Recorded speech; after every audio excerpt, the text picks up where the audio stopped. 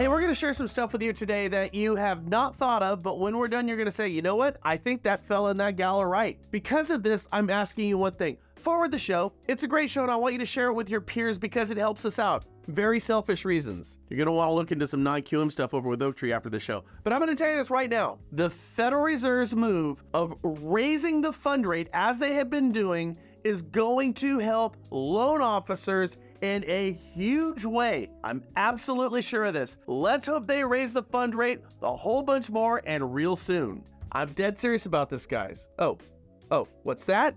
What? You don't believe me? Does that sound counterintuitive to you? I mean, I guess it should, but that's why you see we get paid the big bucks over here, said nobody ever. It's our job to see the stuff that you just aren't seeing right now because you're in the throes of trying to write loans and sell real estate. Okay, so follow us now. Here it goes. When the Fed started lowering their balance sheet, mortgage rates started going up in a big way. When they started raising the Fed fund rate, all other interest rates started going up in a big way. The Fed kept raising and credit interest rates kept going up. We all know this. But to prove it, here's a graph dating back to 1978 that shows household interest expense. Damn, that's a hell of a lot higher today than it's ever been. It's easy to see that we're paying more in interest now, more so than in any time in at least the past 50 years. I'm telling you guys, this is what helps you, and it's going to in a big way. And that includes the early 80s when we had runaway inflation and mortgage interest rates in the 18s. Now, here's the deal, people, and this is really good for lenders, even real estate agents. The sheer pain from interest paid is becoming unbearable right now. You heard me right. It is good that the pain from interest paid is becoming unbearable. The only thing that would be better is if that pain from interest became worse, completely unbearable. Now, why is that? Well, it's really simple, and here's where it helps you guys. Now, we know that people with first mortgage rates in the 3s and 4s are not touching those loans. They're not moving, they're not refinancing, they are holding on to that loan like it's a Willy Wonka golden ticket. And the end result of this giveaway from the feds when rates were in the 3s was it froze all real estate activity, buying houses, selling houses, and refinances. And it stinks right now, doesn't it?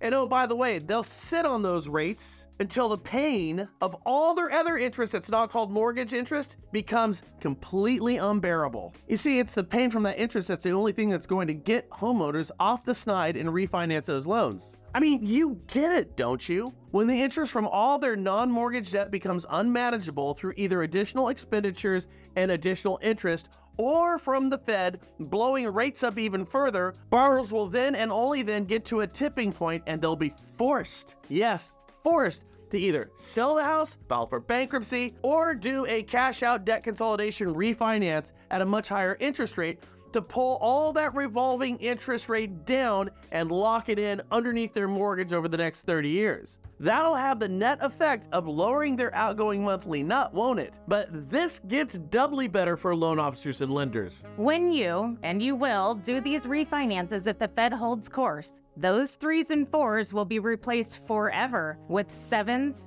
or 8s, dare I say. I mean, I can't believe I'm saying this, but rates in the 8s in a lot of ways would be even better. Because those first liens that are in the high 7s and the 8s will then become the next round of refinances when rates go back down into the 5s and 6s late next spring. Now, you can say that I'm being crass or I'm being uncaring, maybe non-sympathetic, and I'd say so the hell what? And it really doesn't matter. Because number one, this is a result of all of our out-of-control spending habits, and my opinion doesn't amount to a hill of beans when it comes to that. And second of all, this might actually fix what the Fed screwed up, and that was creating an artificial mortgage market that allowed for rates to go down into the 3s. That should have never happened, and in hindsight, it was the worst thing that ever happened to the mortgage market and the housing market. Which had the effective result of freezing out any real estate activity. It had the very real consequence of additional countermeasure moves by the Fed to jack rates, both mortgage and revolving, up to try to get the economy back on track. Which is what we're seeing and feeling right now. And if they keep raising non-mortgage interest, the Fed can create an unbearable pain threshold that will lead to our next refinance boom. You heard me right. By raising interest rates,